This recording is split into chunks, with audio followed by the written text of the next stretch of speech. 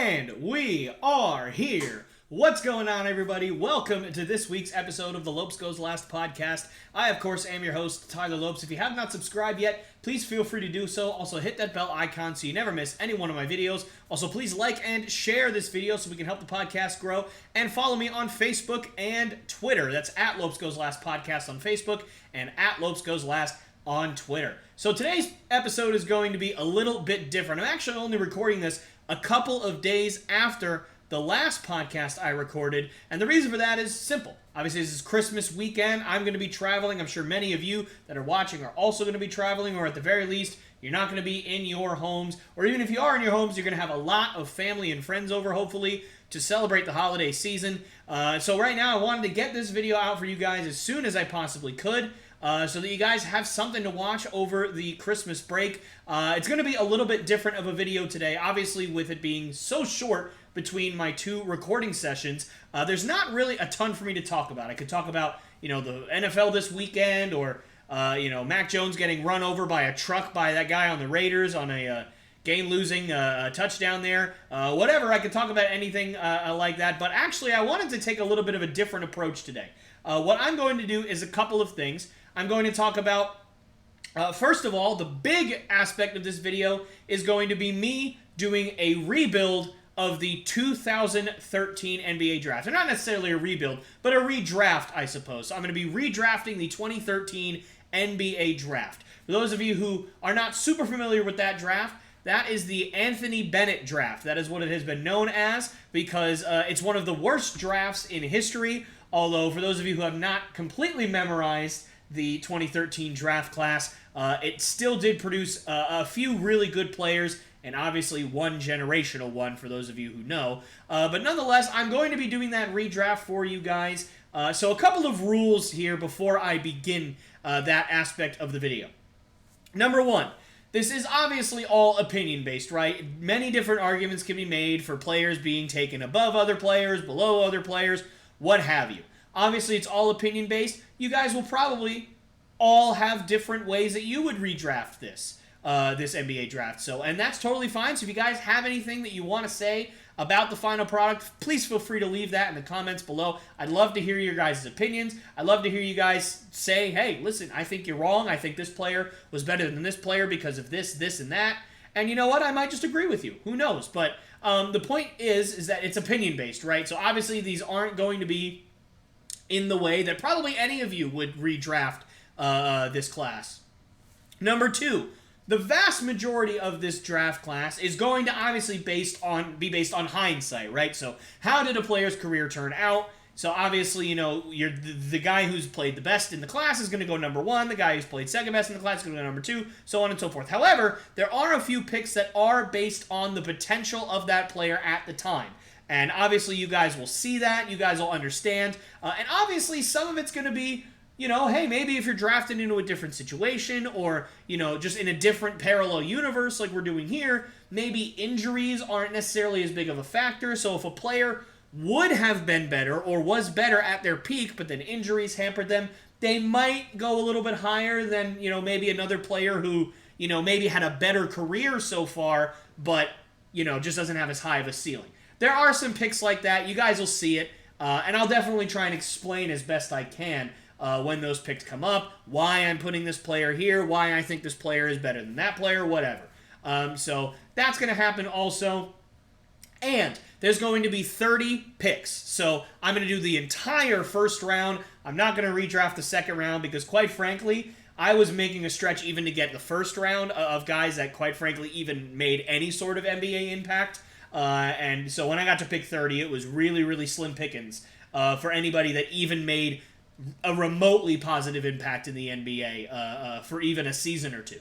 So, I stopped at 30 picks, so I'm not redoing all 60 picks for this draft. It would just be pointless. So 30 picks is where we're going to stop. And a couple more rules in terms of how the draft logistically will work. I am not doing any kind of trades. So it is, where a team picked is where they're going to pick in this one. Obviously, in the NBA draft, there's trades all the time. But in this parallel universe, there are no trades. And it's going to be exactly like the NBA draft took place in real life in terms of the pick selection. So, the LA Lakers do not have a pick.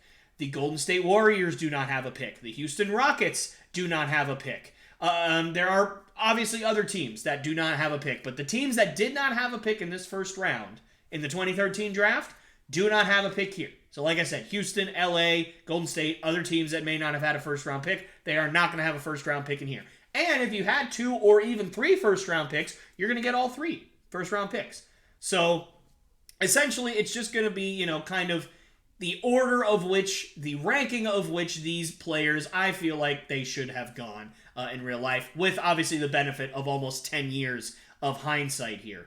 Also, you guys are probably noticing I'm a little bit brighter than usual. That's because I have to have Basketball Reference up. I'm sorry, I am not really a guy that likes to look up stats in the middle of my podcast. I like to be super prepared, but I'm just not going to memorize Shabazz Muhammad's 2015 season.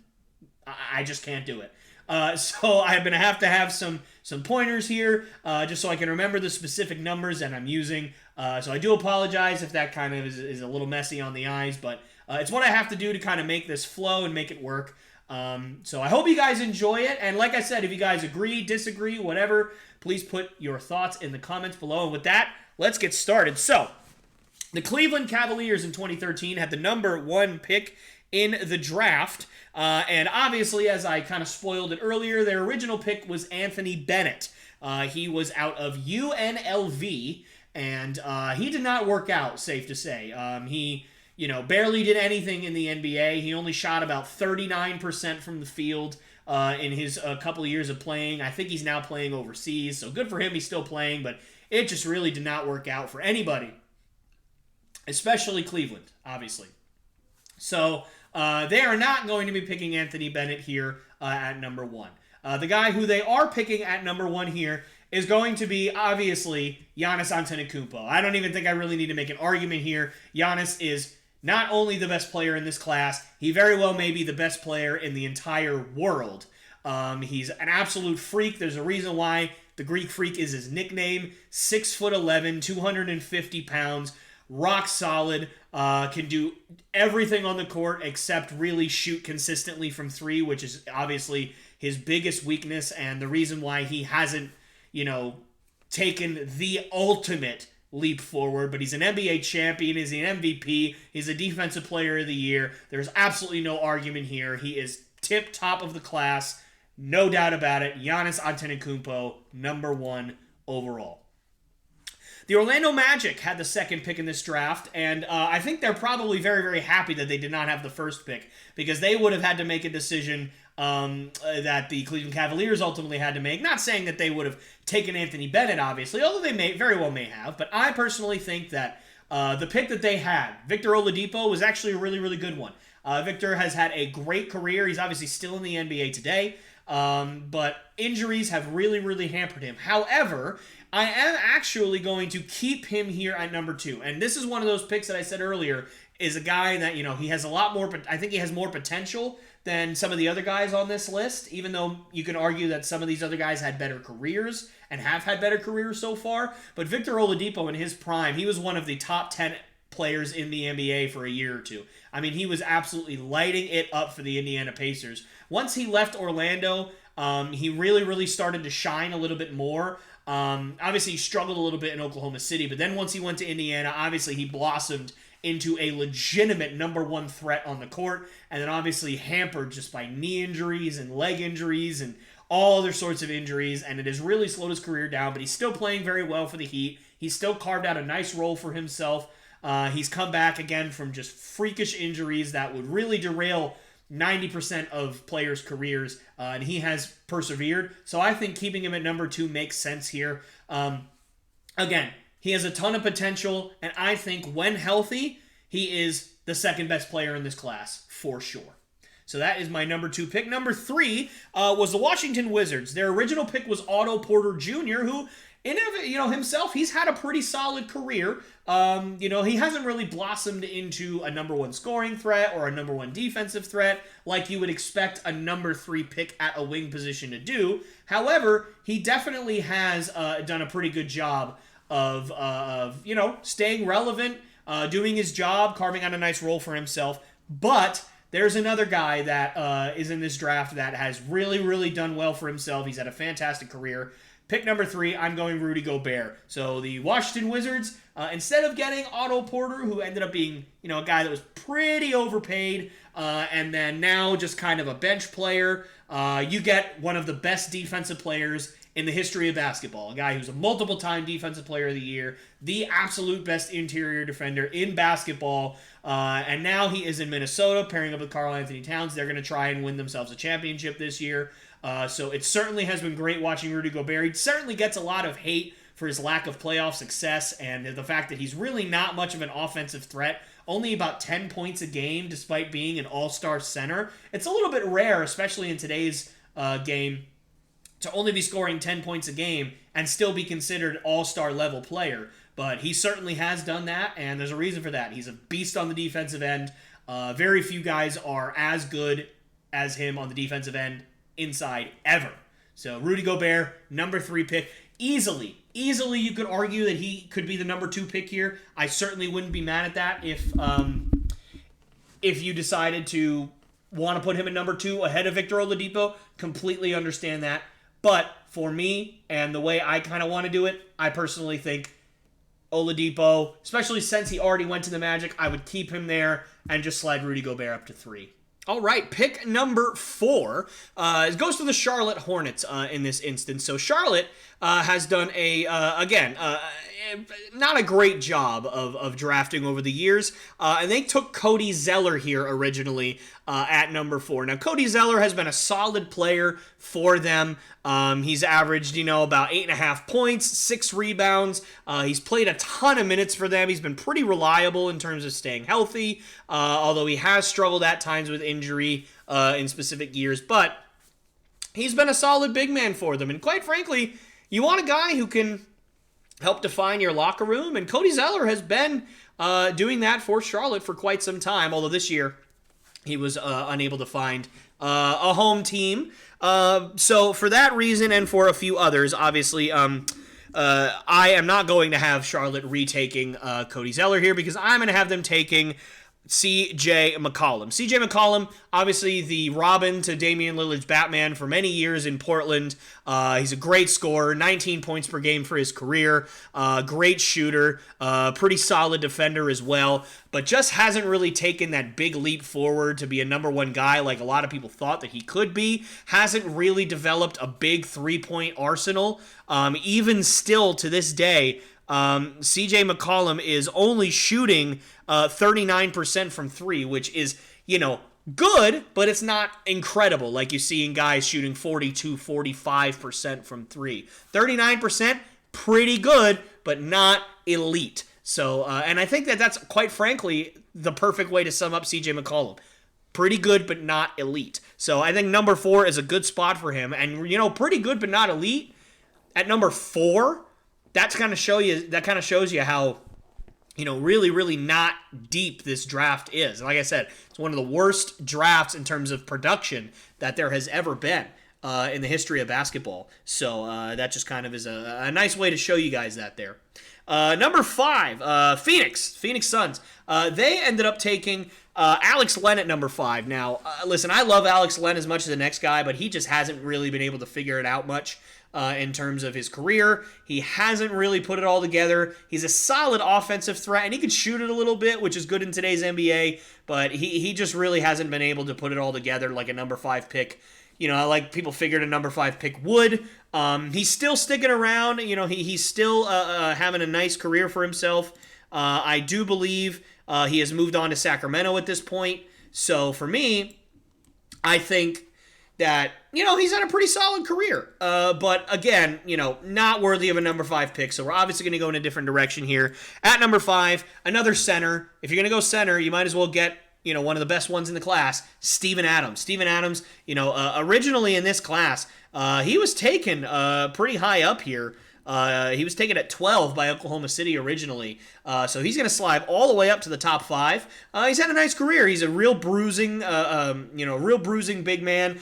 Just gets a ton of rebounds, a good interior defender, and historically one of the, if not the best screen setters in the NBA, sets incredibly hard screens, really, really hard for guards and wings to get around him when he sets those screens. A big-bodied guy, and he's just ultra, ultra tough. He's one of those guys that you hate to play against, but when he's on your team, you absolutely love it. So a great pick for Phoenix at number 5 here, and I think it's definitely an upgrade over Alex Len long-term. Maybe not necessarily offensively and completely, but certainly on the defensive end, he's going to help solidify that front court for Phoenix. And at pick number 6, New Orleans. And New Orleans is another franchise that really, really just has not drafted historically well unless they've been handed Anthony Davis or Zion Williamson. But obviously, they're in a pretty decent spot here, and they ended up taking a chance on a Kentucky center, Nerlens Noel. Now, Nerlens Noel, coming out of the draft, there was rumors that he would be picked number 1, and quite frankly, that's where I thought that he would go when I was at that time, when I was that age. I thought that Nerlens Noel was the best player in this draft. I really, really did. I thought he was an absolute beast on the offensive end, and if he could figure out just a little bit of offense, I thought he'd be a real dominant center in the NBA.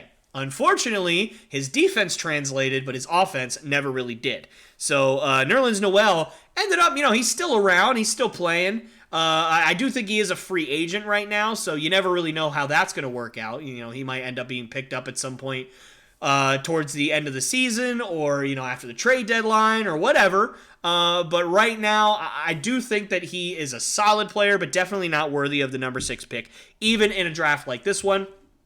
So at number 6, I'm going to go with another person who's really shown out in Orlando, Tim Hardaway Jr. Now, there's obviously some guys that you could put over Tim Hardaway at this point. Certainly, I can understand KCP, Kentavious Caldwell-Pope at this spot. I thought about Otto Porter again at this spot. I even thought about Dennis Schroeder at this spot. If you're going to go in the way of guards or, wings. But for me, Tim Hardaway is just a little bit better than those guys. Again, Kentavious Caldwell-Pope and Tim Hardaway, I could certainly argue for both. Could certainly see why you'd want either one. But I think Tim Hardaway, with just his scoring and the fact that, he is just a guy that has really, really, kind of made a real name for himself in a place where not a lot of people really have in Orlando. He's been able to have a nice role there, a nice niche. And so I am just going to put him just a little bit ahead of KCP here. At ultimately what would be number 6. Sacramento at number 7. They actually went with Ben McLemore at number 7 in real life. Now, Ben McLemore, I thought he was going to be, one of those guys that was just going to end up being a really good offensive player, and he just never really developed. He just kind of stuck in one place, never got a whole lot better. He had a couple of, resurgent, games. I don't know if you guys remember that back in, 2019 with the Rockets. He actually played really well, and he got starter minutes, and he was putting up 12, 15 points a night for a couple of weeks, and then he just, dropped off the face of the earth once the Rockets got healthy again, and that was really it. So Ben McLemore didn't really pan out, so just another one of these guys in this draft, and you're going to find that a lot here, is that, a lot of guys, they got drafted high, and it just didn't work out. They never developed, they never got better, whatever it was. So Ben McLemore, not going to be the pick here. My new pick is going to be a guy I have already talked about at this point, and that is going to be Kentavious Caldwell-Pope. Obviously, a guy who played for the Lakers quite a bit over his career, and he's won a championship at this point. He's a guy who's a wily veteran again, can really score. He's a guy that can defend very well. So, and that's another reason why I could definitely see the argument of him being ahead of Tim Hardaway Jr. Hardaway is not nearly as good of a defender as KCP is, but I just think KCP is a guy that, for me, he has been just about the same guy for his entire career. Hasn't gotten any better, whereas Hardaway has gotten better as his career has gone on. So, for me, I put KCP a little bit behind Hardaway. And, again, KCP, champion, right? He's a solid role player. He knows exactly what he's good at, and he sticks to it. So KCP, definitely an upgrade for the Sacramento Kings here at number 7. Number 8, we have the Detroit Pistons. They actually took Kentavious Caldwell-Pope in real life. And Kentavious Caldwell-Pope, like I said, Has carved out a nice role for himself. He's doing very, very well. And so definitely a good pick for Detroit at that point. But in this world, KCP is off the board. So who are you going to take? I am going to say they take the original number 3 pick in this draft, and that is, of course, Otto Porter Jr. Otto Porter Jr. is going to give you a lot of the same things that KCP has given you, but just, he hasn't really developed, and maybe, if they are very similar players, maybe it's because he was drafted higher than KCP. He had, he was paid more than KCP was. I don't really know what the reason is, but I just feel like in this reality, and quite frankly, just in real life, I think I'd rather have KCP than Otto Porter. Otto Porter was a solid, important role player on the Warriors last year. But other than that, he's been a role player everywhere he's gone. And for a number 3 pick, that's just not what you want. You don't want a guy at number 3 to be a role player. You want him to end up being either a number 3 option, or he end up turning into an all-star, or a number 2 option, number 1 option even, if you get lucky enough. You don't want him to be a guy who's a 4th, 5th, or 6th option. And that's really what Otto Porter has been for most of his career. So I'm going to take him here at number 8. But again, he did have potential at the time, so I can understand Detroit still wanting to take him this high. So we're going to go with him at number 8. Pick number 9, Minnesota. Minnesota is another team, again, that's just had really a hard time drafting unless you're handed the number 1 pick, like they were with Karl Anthony Towns and Anthony Edwards, right? So it's just one of those things where, Minnesota has had a hard time. They've drafted a lot of guys high up that they thought would really make a difference, and they haven't really made that big a difference. And another case in point here, Trey Burke is who they ended up taking at number 8 overall, or excuse me, number 9 overall. And Trey Burke, solid player, decent, but as a top 10 pick, just wasn't going to work out. He ended up not really panning out. He ended up not really being the player that Minnesota hoped him to be.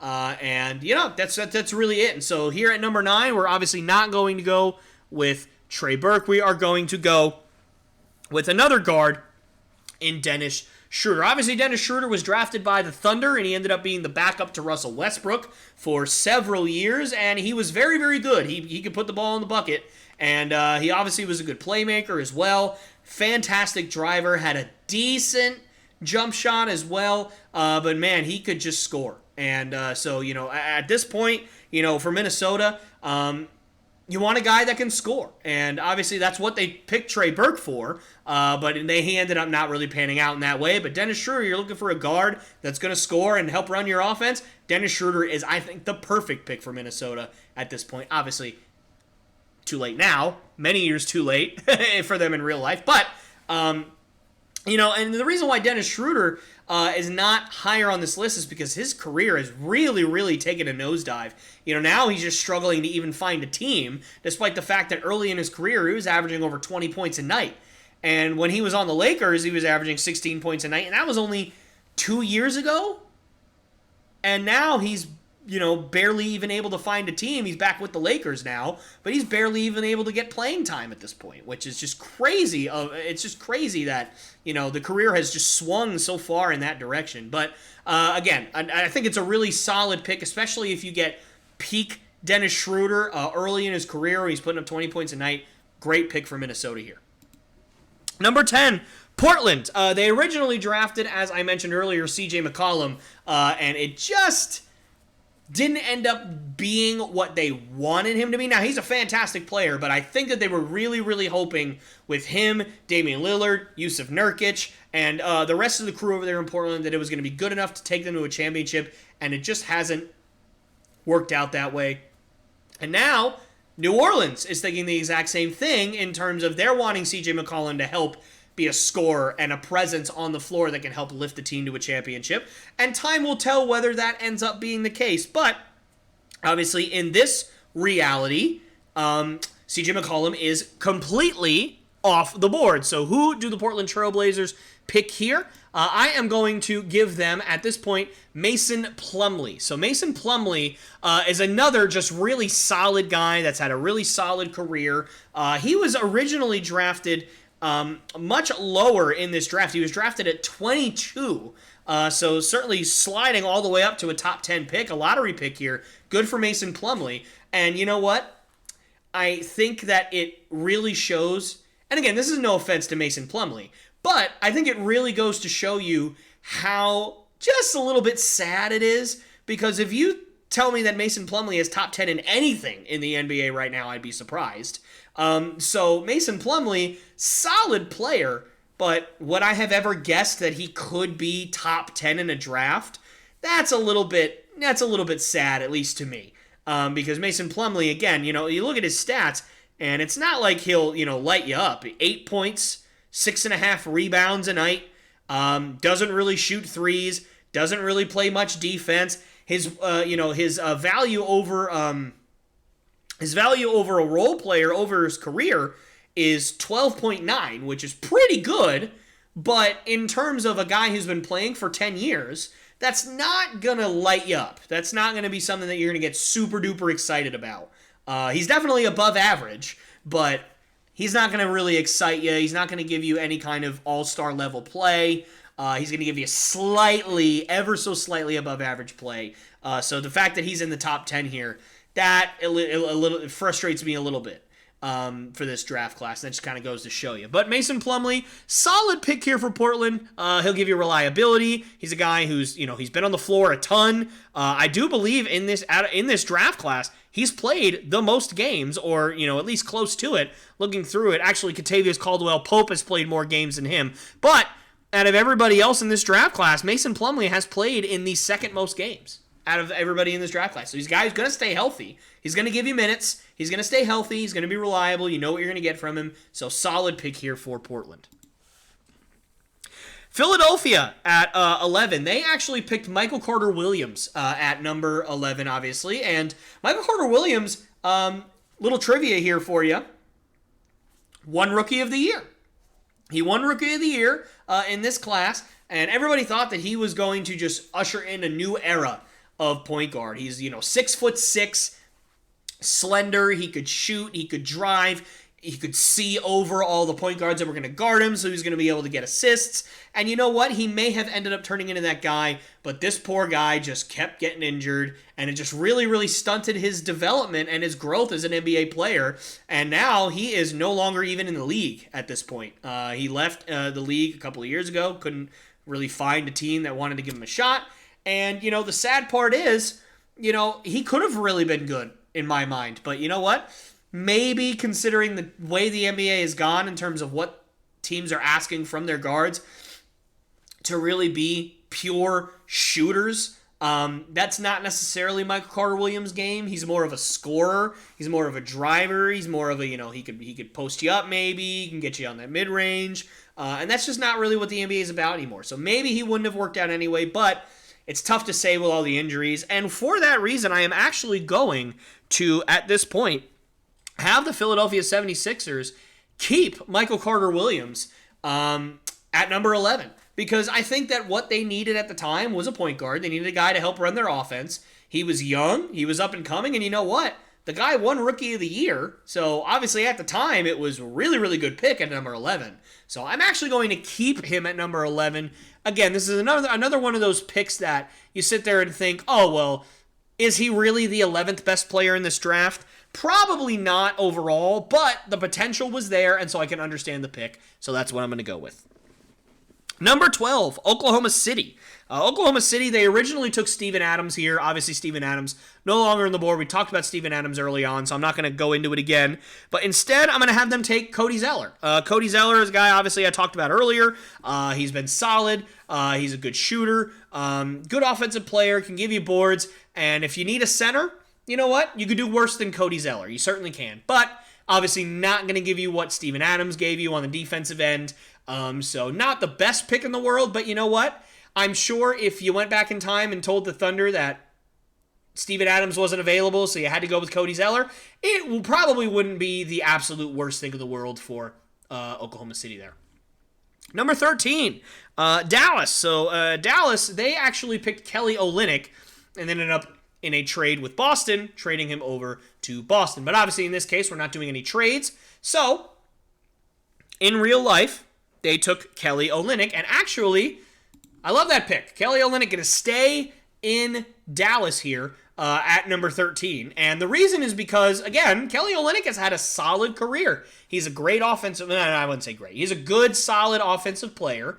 And he's had some great moments. I think all of us Celtics fans remember the Kelly Olynyk game in Game 7 against the Wizards in the playoffs a few years ago. Where he dropped like 25 points in a Game 7 and we were all just like losing our minds.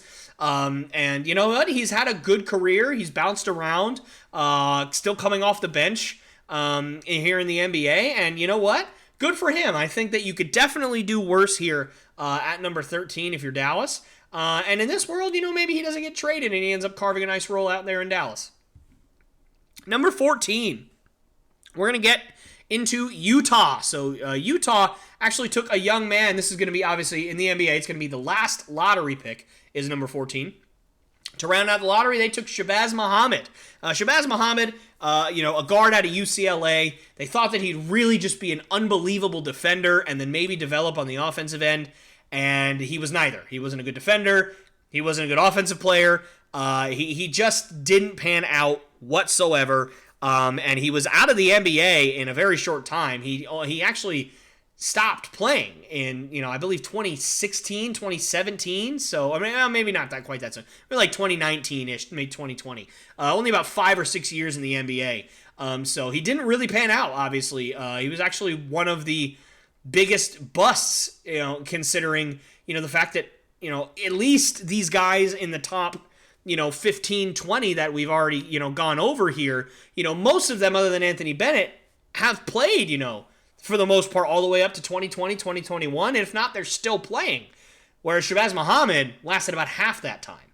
So certainly didn't pan out. So we're obviously not going to go with Shabazz Muhammad here at number 14. We are going to go with another center in Gorgui Dieng. So Gorgui Dieng is, he had a nice, solid run with the Timberwolves. He actually played starter minutes for quite a while there for a couple of years, and he didn't do too badly when he did get those minutes. So, you know what? Again, another guy that you could do worse. But right now in the NBA, he's kind of a little bit lost. He is still around, but he's not getting a lot of minutes. He's certainly not going to get starter minutes at this point. So I definitely would put guys like Cody Zeller. I definitely even put Kelly Olynyk up there ahead of him because, again, Gorgui Dieng, he's not going to get you too much, but he's a solid big man. And so I'm going to give the Utah Jazz Gorgui Dieng here. And you know what? Maybe he gets some resemblance of replacement for Rudy Gobert, who obviously ended up playing for the Jazz. Pick number 15, the Milwaukee Bucks. Definitely the team that gets just screwed more than any team in this draft because they took Giannis at number 15, which breaks my heart as a Celtics fan in hindsight because we have pick 16 in this draft, and my goodness, how the NBA might be different had he lasted one more pick. But nonetheless, he doesn't obviously last to pick 16 here, and he doesn't even last to pick 15, doesn't even last to pick 2, because he's already got it number 1. So they are not getting Giannis, and unfortunately, it's not going to get too much. It's not like I'm going to find some other diamond in the rough here for the Bucks, because they are going to get Alex Len. Now listen, like I said before, Alex Len is a solid player, and you know what? I was a fan of him coming out of this draft, but he just hasn't developed a whole ton, and you could definitely do worse for a non-lottery pick than Alex Len. I've certainly seen plenty of guys that are drafted this late not even make starting lineups, not really do anything in the NBA. And at least Alex Len has done some solid stuff and has carved out a role for himself on several teams. So you know what? Not the worst pick in the world here for the Bucks, but again, I'm sure they'd rather have Giannis. But that's just a guess, though. Number 16, obviously I talked about Boston. Now, all of the guys that I have talked about having been drafted in real life up to this point have actually had some kind of role in the NBA at a certain point. And the Celtics drafted some guy, I'm not even going to lie to you, never even heard of him. His name is Lucas Nogueira. I have no idea where he's from. I have no idea what happened to him. I have no idea who he is. I'm guessing that he was a part of some trade because I feel like as a Celtics fan, I would have known had he played for the Celtics. But, I mean, I guess it doesn't really hurt to look here.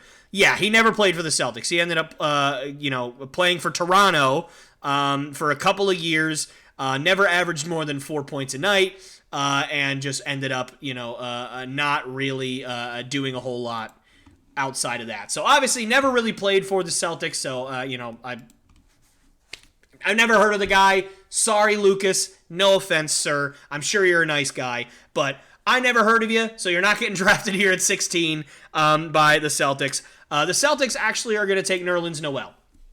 Now, you know what? I'm going to admit something here. I think Nerlens Noel is probably better than Alex Len, and you know what? He might even be better than Kelly Olynyk or Cody Zeller. Maybe. But, you know what? He lasted until 16, so I'm going to jump on it here for the Celtics. Certainly, I can make the argument that he should have gone at 15 to the Bucks, or 14 or 13. But you know what? For me, I think that the other picks just made a little bit more sense for the other teams at the time. I think Dallas, definitely taking Kelly Olynyk makes sense considering how they used Kristaps Porzingis as a guy who could shoot on the outside, and that's exactly what Kelly Olynyk can do. Obviously, Utah probably wants a guy like Gorgie Jang who's going to gobble up rebounds and play good defense, just like Gorgie Jang does in real life. And then Alex Len, I could see where you'd want Nerlens Noel instead there, so I'll give you that. But for me, I like Alex Len just a little bit more, just because he translates to the current day of the NBA just a little bit better than Nerlens Noel does. And obviously, Alex Len still in the NBA, whereas Nerlens Noel has not found a team this year. So for me, there's just a little bit of the edge there. So that's why Nerlens Noel fell to 16, where I'm sure the Celtics would, be able to use him. Number 17. So the Atlanta Hawks actually get the privilege of having back-to-back first-round picks here at 17 and at 18. Now, in real life, they used these picks on Dennis Schroeder and Shane Larkin. Schroeder obviously had a solid career. None of it with Atlanta. And then Shane Larkin just didn't really do a whole ton in his career. Now, when he played, he made some impact sometimes, but he didn't really do much. So neither of these players really ended up making a difference for Atlanta. So hopefully we can change that here. With the first pick of 2 that the Hawks have here, at number 17, I am going to go with Reggie Bullock. So Reggie Bullock. Lost my place there for a second. Reggie Bullock is a guy that, he's had a pretty reasonably solid career. Ended up getting drafted at 25, in the original draft. And, he's still around. He's still kicking in the NBA. Believe he plays for Detroit at this point, but I want to check just to make sure. He plays for Dallas. Okay, so he plays for Dallas right now. So glad I checked that. Team that starts with a D.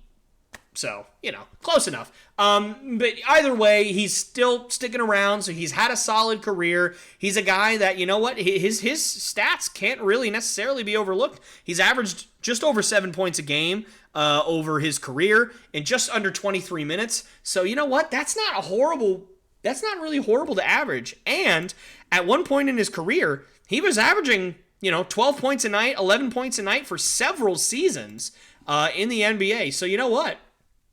Good for Reggie Bullock. I figured I'd give him the respect that he has earned at number 17 here for Atlanta. And with the number 18th pick, we're just going to jump right into it since obviously I've already kind of talked about it. I'm actually going to give the Atlanta Hawks Ben McLemore. Now, the reason why I give them Ben McLemore is because I think he translates to the way the Hawks play a lot better than he plays or that he translates with a lot of the other teams he's played for. And you know what? As opposed to being a guy that flopped because he was taken at 7, you know what? If you take him at 18, maybe he ends up just being a solid shooter off the bench for you instead of a guy that's supposed to put an entire city on his shoulders. So maybe his career doesn't look quite as bad if he's picked at number 18. So Ben McLemore here at number 18. Pick number 19 goes to Cleveland. Obviously, they had the distinct privilege of drafting Anthony Bennett at number 1. And obviously in this draft, they had the distinct privilege of drafting Giannis at number 1. So they already have, a generational player that he'll end up turning into. And now they get another pick here at number 19. And I am actually going to give them Trey Burke. And the reason I'm going to give them Trey Burke is, you know what? Giannis is a guy that can really run the offense. Trey Burke was a good shooter during his time. Trey Burke ended up retiring with a 35% three-point percentage, which obviously isn't great, but he's still a guy that can knock it down if given the opportunity. So you know what? Have Trey Burke just kind of stand on the outside, let Giannis run that offense, and you know what? There you go. I think it's a perfect pairing. Now, obviously, there's some other guys that you might want to take ahead of him. I can certainly see Raul Neto, who will go a little bit later in this video instead. But for me, Trey Burke, I think, fits what the Cleveland Cavaliers would do at this point, especially with who they have at number 1 in this world, which would be Giannis. At number 20, the Chicago Bulls. They took Tony Snell with their number 20 pick in this draft. And Tony Snell is a guy never really turned out to be what a lot of people thought he could be. They thought he could be, a guy that was, a real hybrid wing where he was a power forward, but a center, but a small forward. He can kind of do all three. And he just ended up not really being any of those. He just ended up not really panning out too much, but could certainly understand the Bulls taking him at this spot. And you know what? I'm not even against keeping him here, but instead of keeping him, I actually decided to give them Mike Muscala. Now, why Mike Muscala? He's just been a bench guy his whole career. He's never really developed into a whole lot. He's never really done a whole lot. But you know what? Think about it this way. Mike Muscala has been in the NBA for almost 10 years. He plays for the Oklahoma City Thunder. The team that trades everybody that's not 25 years old away. He's still stuck around on the Oklahoma City Thunder. There's got to be something there. And it's not even necessarily talent-wise, but just in terms of his leadership ability or in terms of his attitude, his locker room presence, there's got to be something there that's keeping him around in Oklahoma City that they love. Because otherwise, he'd have been gone a long time ago. Al Horford is still one of the best defensive big men in the NBA, and the Thunder were just like, yeah, we're just never going to play you. We just don't even want you here. But Mike Muscala, still there and still getting minutes. So you know what? There's got to be something there to Mike Muscala. So I'm going to give him to the Bulls here at 20. Utah, back up again for the second time here at number 21. They took Gorgie Jang at number 21 here. Now, I actually had them taking him at 14 in this draft.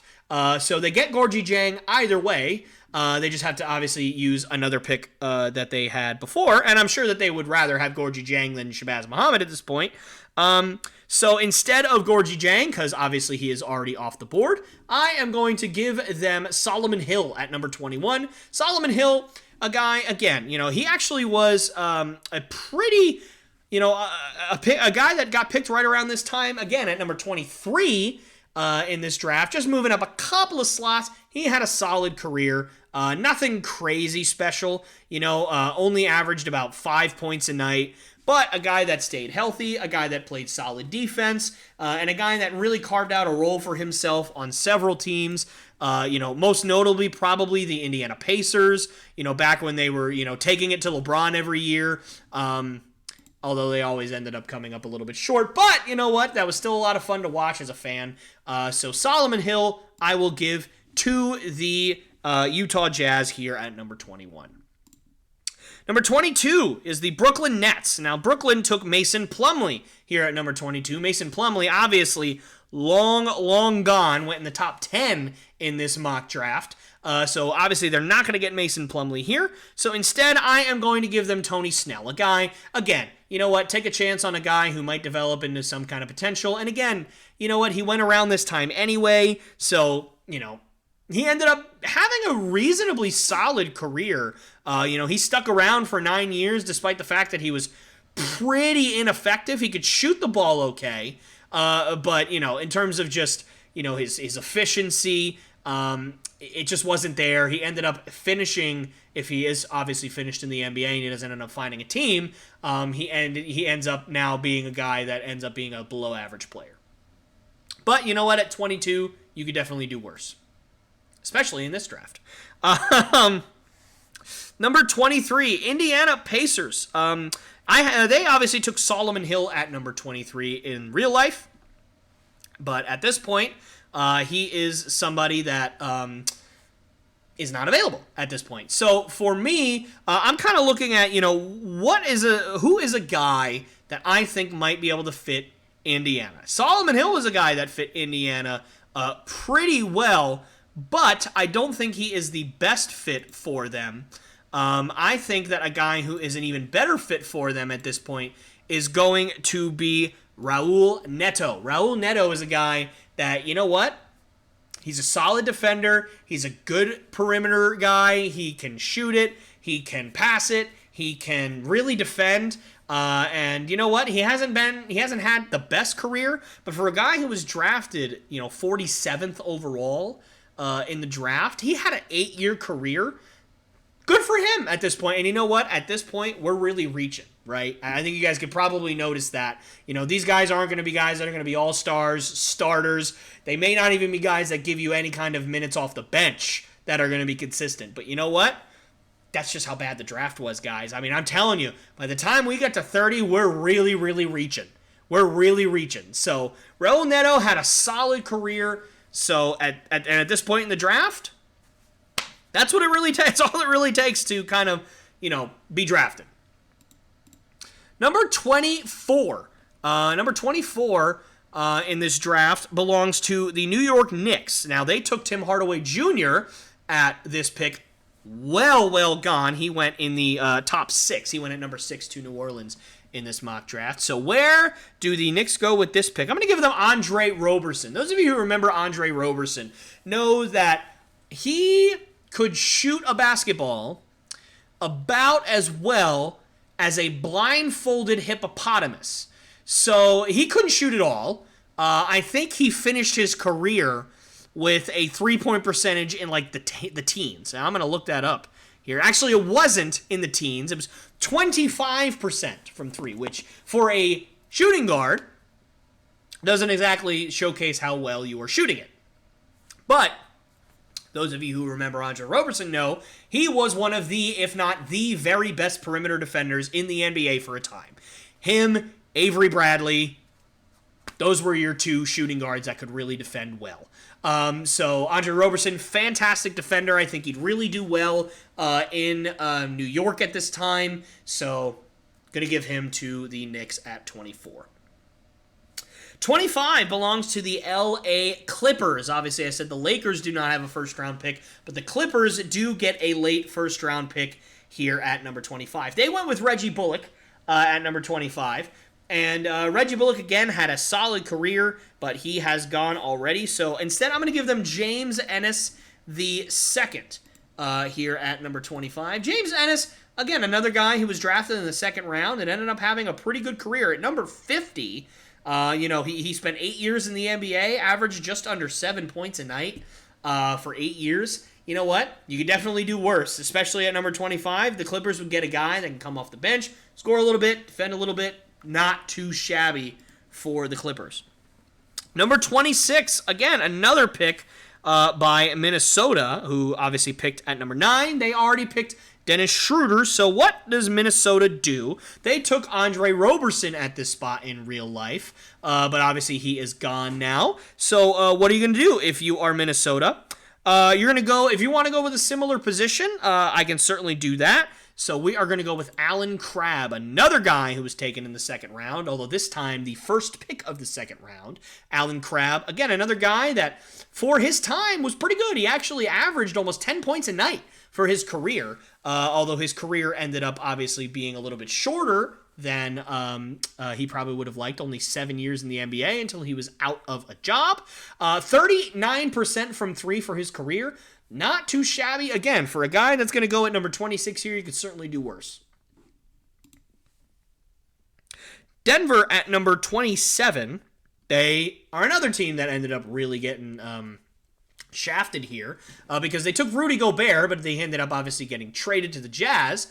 But even if, if they had taken him in real life, or they did take him in real life, but if they kept him, I should say, in real life, then certainly they would have had a fantastic center, although Nikola Jokic is a guy that, exists, and maybe that you'd rather have him, and certainly I would. 2-time MVP, obviously. So, Rudy Gobert not here in real life, so unfortunately, and again, at this point, guys, we're we're grabbing at straws. We're really, really down to the nitty gritty here. So at number 27, I am going to unfortunately have to give the Denver Nuggets Shabazz Muhammad. Now, I talked about Shabazz Muhammad obviously early on. He really hasn't done a whole lot in his career. Wasn't a guy that panned out, but you know what? He went really high up in this draft. He was a lottery pick. If you take him in the back half of the first round, maybe there's a lot less pressure on him. Maybe he turns out a little bit differently there for Denver at 27. Last three picks here. San Antonio at number 28. They went with Livio Jean-Charles, another guy that, quite frankly, I haven't really heard of, although Jean-Charles sounds like they were trying to find another guy from France that would end up being great. And unfortunately, they obviously didn't really hit on that, considering he never played a game in the NBA, doesn't have any stats to show for it. So didn't really pan out there for the Spurs. So let's say they are going to draft somebody that actually played in the NBA, and that's obviously going to be an upgrade. So for them, I'm going to give them Isaiah Cannon. Isaiah Cannon, solid bench player for a couple of years in the NBA. He could score it a little bit, he could pass it, but you know what? Again, another guy that just didn't really do a whole lot. But again, considering Livio Jean-Charles didn't even really play in the NBA literally at all, I'm sure that they would take Isaiah Cannon at this spot all the same. Pick number 29. It goes again to the Oklahoma City Thunder. The Oklahoma City Thunder picked at number 12, and they took Cody Zeller in this fake universe that we are inhabiting. In this pick, they took Archie Goodwin. Now, Archie Goodwin, had a couple of decent years coming off the bench, ended up being a below-average player when all was said and done, only played in the NBA for a couple of seasons. But you know what? For a number 29 pick, he at least got on the floor. He at least made some kind of impact. He at least went out there. But unfortunately, he's not getting drafted here because I am actually going to give the Thunder Shane Larkin. Shane Larkin, played about the same amount of time as Archie Goodwin did, but played more games, made a little bit more of an impact at a similar position. So for me, I would rather have Shane Larkin. And at number 30, we have the Phoenix Suns. So the Phoenix Suns in real life took a man named Nemanja Nedovic, a guy who only played 24 games in the NBA. Obviously, did not pan out. His stats were, let's just say, pretty terrible. So his box plus minus, as for everybody in this draft, other than a second rounder named Grant Jarrett, he had the worst defensive metrics in this entire class. So definitely did not pan out there for the Phoenix Suns. But you know what?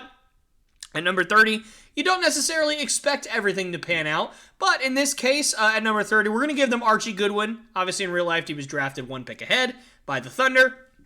In this one, he falls to the Suns, I'm all over the place here, at number 30. And as you notice, or may have noticed, Anthony Bennett, not drafted here in the first round, and there's a reason for that. He was putrid. So, Anthony Bennett not drafted in the 30 picks, although I will admit he probably would have gone 31, 32, somewhere around there if I were to keep going. But that is going to do it for the redraft. I hope you guys enjoyed that. Like I said, a couple times at the beginning, please, let me know what your guys' opinions are down in the comment section below. Let me know where you think I did good. Let me know where you think I was an idiot and this guy should have been drafted here. This guy should have been drafted there. This guy doesn't fit this team, blah, blah, blah, blah, blah. They had this player, so it doesn't really matter if they draft him, yada, yada, yada. That's all good. I want to hear all of it. I want to hear the good and the bad. So please let me know what you guys think. And let me know if you guys want me to do more stuff like that in the future. I love doing redrafts, fantasy rebuilds, all that kind of stuff. It just does take a lot more time to kind of prepare, and it does kind of take a lot longer. Obviously, as you guys are seeing, we're well over 50 minutes in here, and we're just wrapping it up. So it's not going to be a nice little clippable 10-minute clip like you guys have seen. It's going to be a doozy to do these redrafts or rebuilds or stuff or things like that. So But let me know if you guys want me to do more things like that in the future. Moving on now to a couple more things that I want to get into here. I want to talk about the Green Bay Packers. And the reason why is because I think that right now the NFL world and the NFL community is getting to a point where they are hating on the Packers to the point where it's getting frustrating. And a lot of it is deserved, but I think specifically they're hating on Aaron Rodgers a lot for what's been going on in this season, and I kind of want to give my take on it. Now, before I say anything, Aaron Rodgers is a lot to blame for what's going on. Certainly, he has not played like the Aaron Rodgers we all know. He has played a lot better in his career.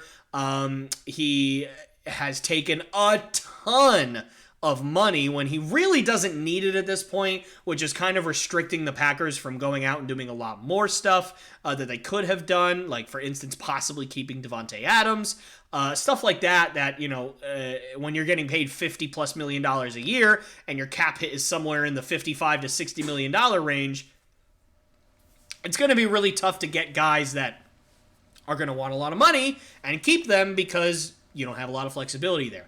So certainly all that has something to do with what is going on with the Packers right now. But right now they are 6-8. They are third in their division, right behind the Lions, who are 7-7. Which that's a whole nother. That's so awesome. Like, I love the fact that the Lions are playing as well as they are. And then obviously the Vikings, who are running away with the division at 10-3, 11-3, whatever they are at this point. So Minnesota has really taken over the division, and I don't think a lot of us really saw that coming this year, and I think that's a big reason why the Packers are not doing as well. Obviously, you only play them a couple of times, but when you have a team in your division that's playing that well, it's going to be hard to be better than that team. I mean, if the Packers were 10-5, or 10-4, or even 9-5, you'd say, oh, they're having a pretty good year. They're having a pretty Packers-like year. They'd still be second in their division. So, at a certain point, you kind of have to shake your head and go, hey, whatever.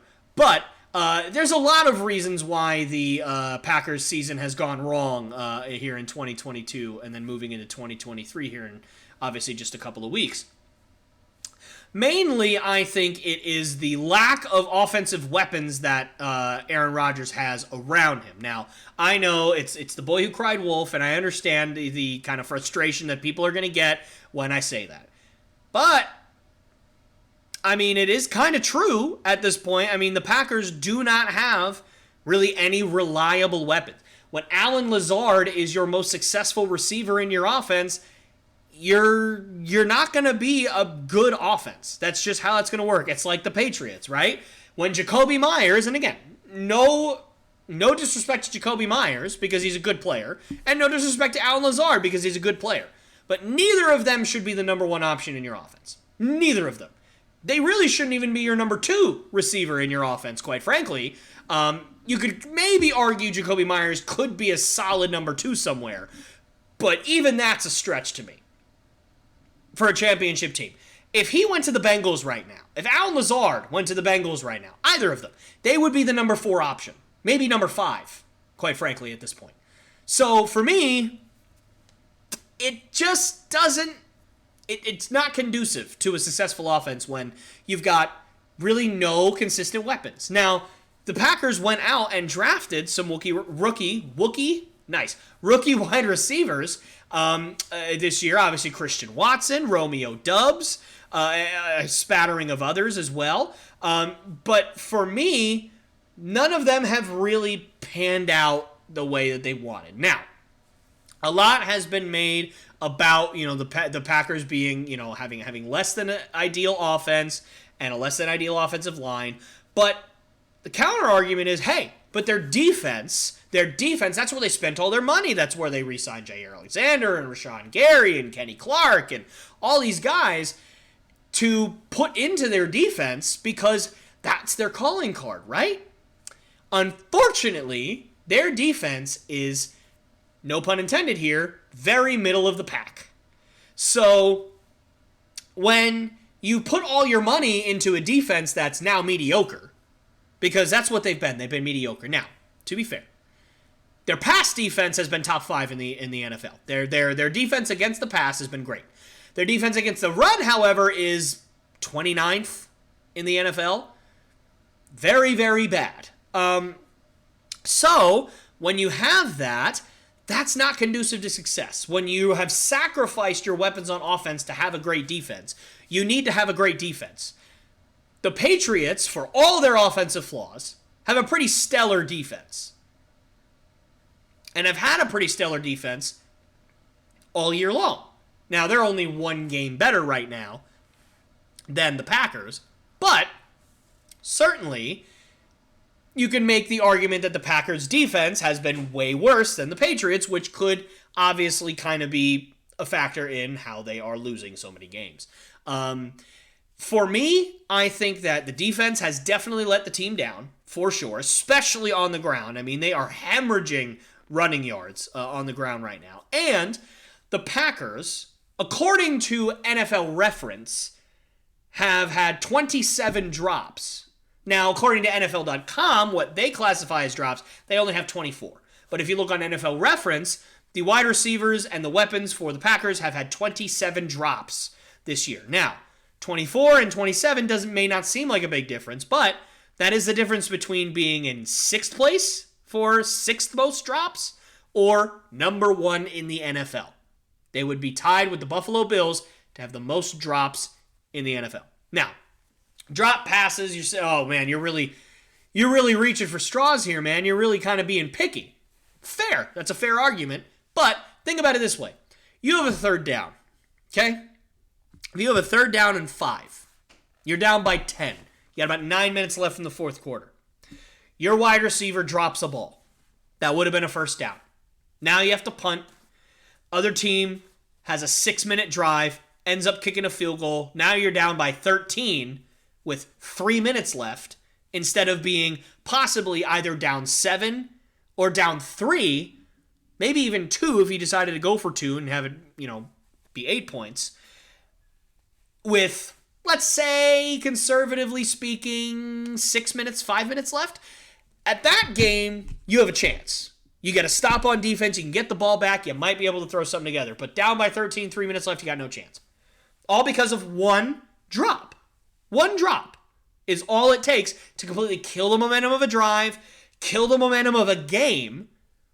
And have we forgotten Christian Watson was 15 yards away from any of the closest defenders, and he dropped a perfect in-the-bucket pass from Aaron Rodgers that he could have done a handstand with the football between his knees and handstand walked all the way to the end zone. That's how far away he was from everybody.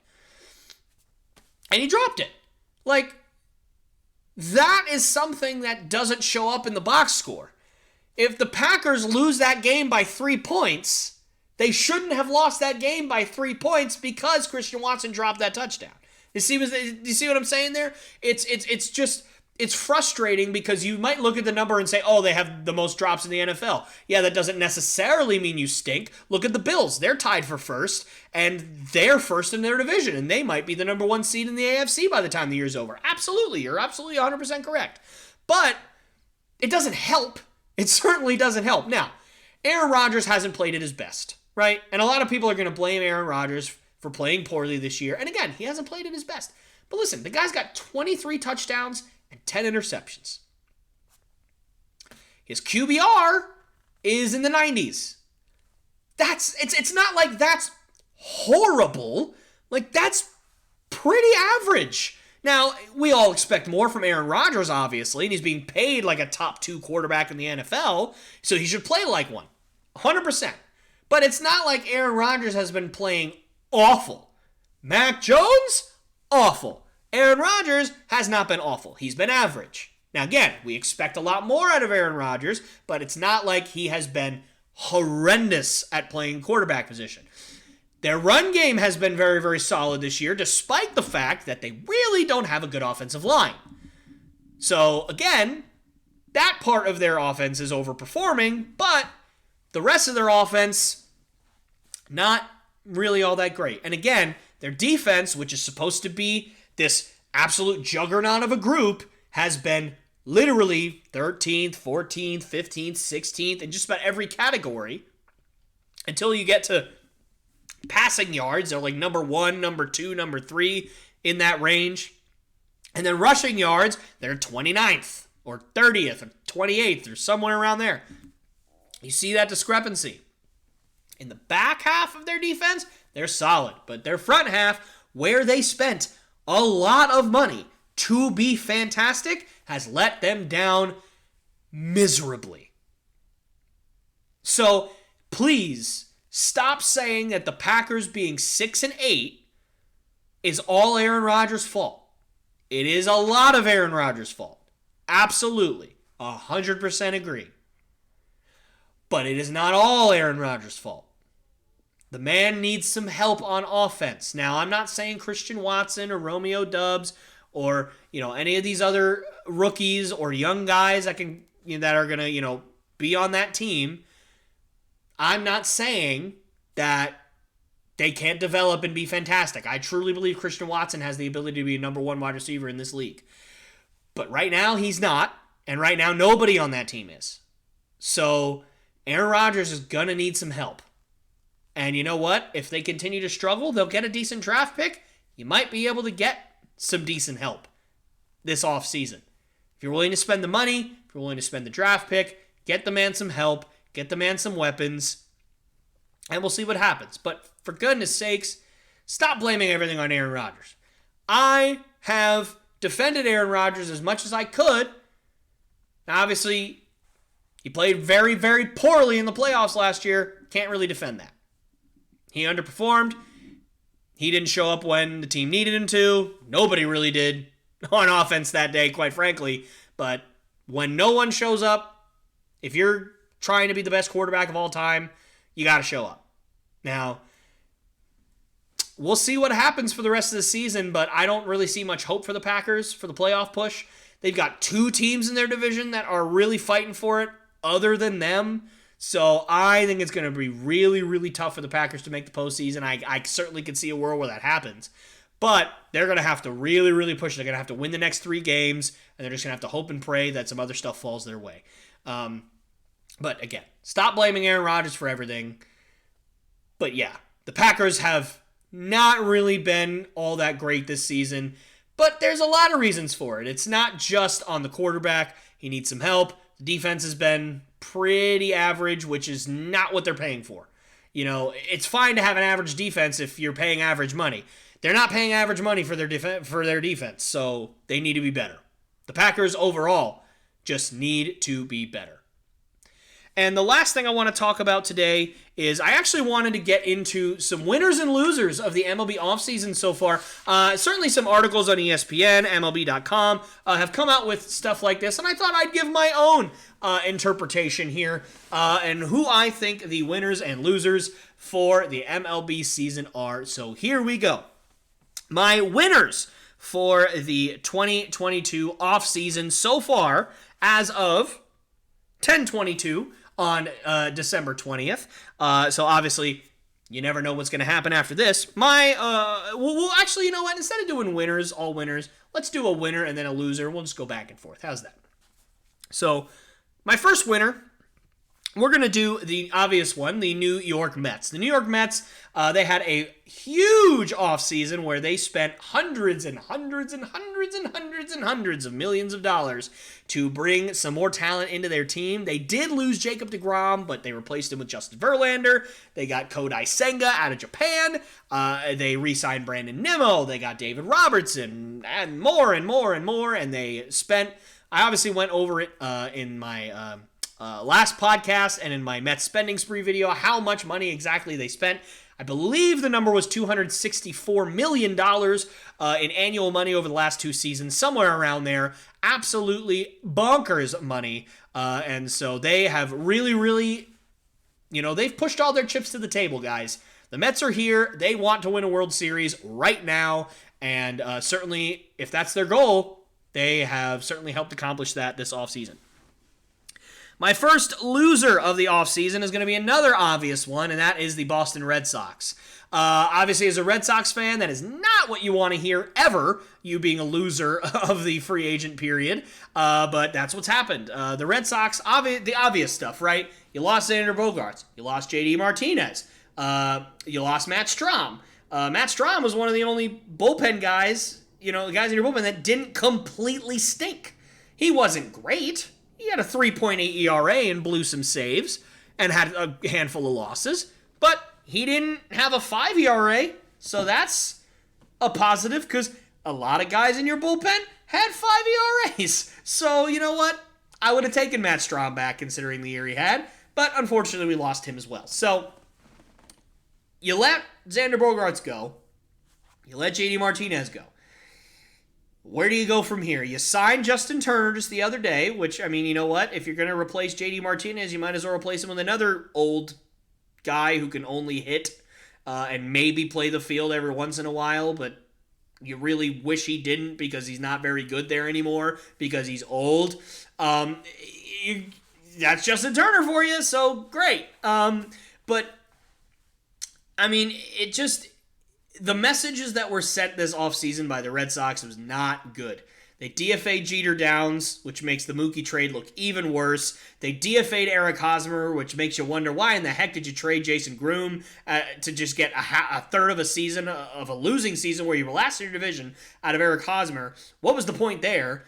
So the Red Sox offseason made no sense. I talked about it last week, so I won't get super deep into it again. But they're my first loser this offseason. My second winner is going to be the Philadelphia Phillies. Division rivals. They went to the World Series last year, and they made big splashes in this free agency period. Obviously, the biggest being Trey Turner. 11 years, $300 million. So a lot of money there. Certainly some other signings as well that are going to help out, like Taijuan Walker. So Matt Strahm, I do believe, also signed there as well. So, you know what? Good offseason for the Phillies, especially with the Mets just handing out money like it's all like, we're all going to disappear tomorrow. The Phillies needed to have a big offseason to really keep up and show that their World Series run is not a fluke. We'll see if they can prove that, but they have gotten off to a good start. My second loser of the offseason is going to be Jacob deGrom. Now, that might be surprising to some of you. I don't think he's a loser in terms of the money he got because he did get a ton of money. He got a contract that I'm sure he was floored to get. I genuinely did not think that deGrom would get more than 1 or 2 years from anybody just because of the injury history, just because of his age. He's already 35. I certainly think the annual money is what he would have gotten. I think he probably would have I figured he would have taken a 1 year, $35 million deal from, say, even the Yankees, right? Some team that just needs another guy to get in there and be an ace, help them make a postseason run. That's what I thought would happen. 5 years, $180 million for Jacob deGrom is crazy, a crazy amount of money for a guy that's that injury prone. So in that way, he's definitely not a loser. He's a loser in this instance because of where he ended up. I think he had to take that money for the security, and I think anybody that was willing to offer that money is where he was going to go. I think at that point, that's kind of what happened, because other than that, Texas is not a fit. Yes, it's a more pitcher-friendly ballpark than Citi Field, but for me, again, it does team-wise, organization-wise, where he is in his career versus where the Rangers are in their rebuild doesn't make any sense to me. I think that he is going to toil there like he's toiled in New York for the last 10 years and not really do much. He's going to have the same issues he had in New York, where he famously was having like a 1.9 ERA in his losses, and he had 15 losses in a season, despite having a 1.9 or 2.1 ERA in his losses, something like that. He's going to have the same thing in Texas, because guess what, guys? Texas isn't good. They lost 99 games last year. 99! With Corey Seager, with Marcus Semien, with Martin Perez having by far the best season of his career. I don't think he's going to repeat that success. He might, but you never know. I just don't see the fit for Jacob deGrom. I never have. From the very beginning, I put out a short on my channel. If you haven't seen it, go check it out. giving it a C+. I'm not changing it until I see it otherwise. You know what? If the Rangers make a postseason run this year, I will happily and humbly admit that I was very wrong. But right now, I think it's general consensus among MLB fans that it doesn't make a whole lot of sense on the surface, but we'll see what happens. So for that reason, Jacob deGrom is my second loser of the offseason. Third winner is going to be the MLBPA. And I know that's not a team, and I know that's not a player, but hear me out. Just, let's say 5 years ago, with the exception of a few players, such as Bryce Harper, such as Mike Trout, such as Garrett Cole, guys that are literally like top 10 players in the MLB. You were lucky to get a 5-year contract. Really, you were. Because owners were not willing to spend that much money. Remember when JD Martinez hit like 803 home runs for the Diamondbacks in one season? And it took until spring training was 2 weeks in for anyone to give that man a deal. And he ended up with a 5-year contract. Now, granted, he was, in his 30s at that point, but you know what? So are a lot of the guys that signed big contracts this offseason. You were lucky to get a 5-year contract. People were begging to get a 5-year contract out of you. And guys that signed 10-year contracts were guys like Mike Trout, where you're like, well, yeah, duh. He's Mike Trout. He's possibly the best player to walk the earth if he's healthy. Guys like Bryce Harper, well, duh. He's a multiple-time MVP, and he's still in his prime. He's still young at the time. Like, these are the guys. Garrett Cole, he just won a Cy Young, and he's still only 28 years old. Duh, we're going to give him a long contract. That makes sense. But other guys, lower guys, you either had to take a short-term contract, or if you were a guy like Ronald Acuna, you want a 6-7-year contract, we're going to pay you $50 million for it. We're not going to give you barely any annual value because we don't want it to hurt our bottom line as owners. But now, this offseason, with the new CBA in tow, and the players getting some more power than they've had in the past, not a ton. I think the owners still kind of got the best of the CBA deals. But for me, the fact that guys are getting 11-year contracts, 13-year contracts in their late 20s, even early 30s, huge win for the MLBPA. Huge win for the players.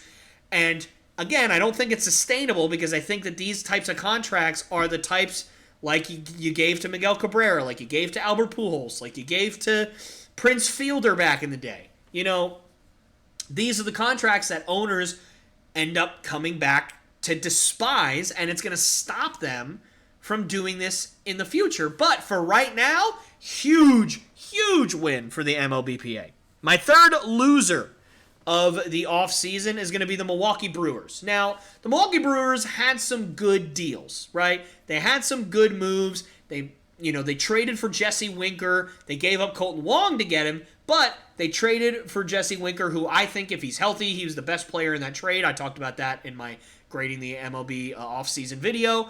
But I think still the Milwaukee Brewers are losers because, again, what are you telling your fan base here?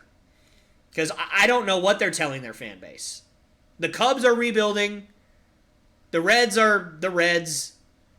I don't get it. I don't get it. Right? So for me, it's just kind of strange. I don't really know what Milwaukee's doing. I don't really understand where Milwaukee is going with anything that's happening. So for me, I'm just confused with what Milwaukee wants. Do they want to go to the postseason? Do they want to rebuild? I don't know. So I am going to go with that they are the third loser because they just don't seem to really have much of a direction. My fourth winner of the offseason is Xander Bogaerts. Now, I could have really said Trey Turner. I could have said Xander Bogaerts. I could have said Carlos Correa. Certainly, I was very tempted to put Carlos Correa on here, but I actually don't love that contract even for him because I don't think San Francisco is the best fit for him. But for me, out of all of the players that signed long contracts. Xander Bogaerts is the one that won the most because I genuinely don't know how the Padres thought that 11 years for Xander Bogaerts is a good idea. Trey Turner is in a similar boat, but at the very least, the Phillies are competing, and, they really just needed that one more piece in Trey Turner to really fill out that unbelievable power-heavy lineup. A guy that can run, a guy that can get on base, and a guy that's a plus defender. It's all the things they needed wrapped in one. Xander Bogaerts just gives the Padres more of what they already had. He didn't improve that team vastly over what they already had at the position. It's not like you had, no offense to Jose Iglesias, but it's not like you had a 35-year-old Jose Iglesias at shortstop and then you went out and signed Xander Bogaerts and there's your upgrade. No, they had Fernando Tatis, Jake Cronenworth, and I can't think of the other guy's name, but you had guys there that are already pretty good at shortstop. And you went and spent $300 million on a 30-year-old shortstop that you don't necessarily need. So instead of spending that money on bullpen pieces or on keeping some of your starting pitching depth, although they did keep some of it, but not a ton, or going out and signing a Justin Verlander or a Jacob deGrom or something like that, you sign Xander Bogaerts. And again, signing Xander Bogaerts is not necessarily the worst move in the world for them, but to pay that much money for it, and for 11 years, I don't think there was a lot of teams that were wanting to give Xander Bogaerts that much money. Now, I saw in interviews that the agent for Xander Bogaerts was basically saying that when we negotiate, we don't tell other teams what's already on the table because we want things to be genuine. Now, I don't really know how that makes much sense because if I was competing for multiple jobs, let's say, I make it as an announcer someday, and I've got 3 teams that are wanting to pay me, but I really want one job. I really want to go to this job, but this job over here is going to pay me $30,000 more to go do that job. I'm at the very least going to walk into the job that I actually want in my head. I'm not going to tell them that, but in my head, and I'm going to say, hey, just so you know, I got an offer for $30,000 more than what you're offering me. So if you really want to keep me, you might want to pay up a little bit. And even if they don't go all the way to the $30,000, if they go to 20 or 25, I might consider staying if that's a job I really want. But if I don't tell them that, then they're just going to think, oh, my offer is great. And I'm going to go to a place that maybe I don't want to go just because they're paying me more. Now, if you're just going after the money, fine. You can have that strategy. And maybe Xander Bogaerts just wanted the big payday, which I don't blame him. He deserved it. But I wouldn't be surprised if it came out, and it might already have, I just might not have seen it. I wouldn't be surprised if it came out that the Padres offered 11 years and nobody else offered more than 5 or 6. I really wouldn't be surprised. And if that's the case, they screwed themselves. Because they probably could have gotten Xander for 7 years, 8. And at that contract, I would have been like, that's a good, you know what? That's a solid deal. Probably a little overpaid, maybe a little bit long, but you know what? That's good. But 11 years, just too much for me. So I think Xander Bogaerts, the fact that he got that contract, good for him. You know what? A lot of people are mad that the Red Sox let Xander Bogaerts go. I didn't want them to keep him at that contract. I really didn't.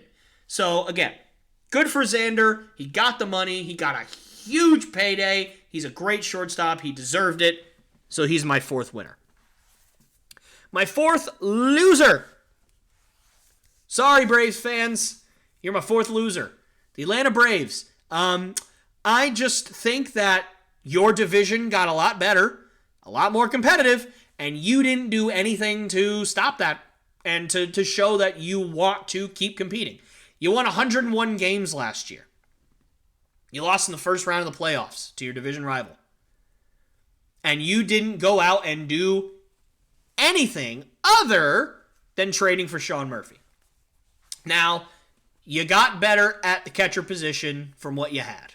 Fine. But was that your problem?